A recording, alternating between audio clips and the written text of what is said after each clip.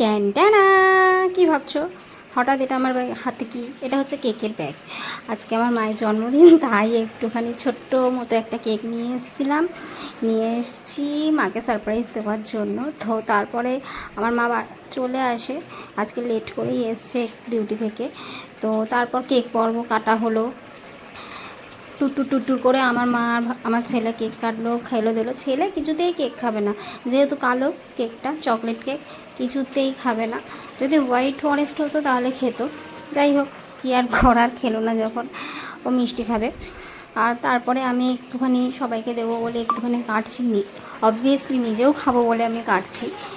তো তারপর আমি মাকে খাইয়ে দিলাম কেক। যাই হোক, বেশ হাসি মজা, একটুখানির জন্য হাসি মজা করে বেশ ভালোই কাটলো দিনটা। টাটা।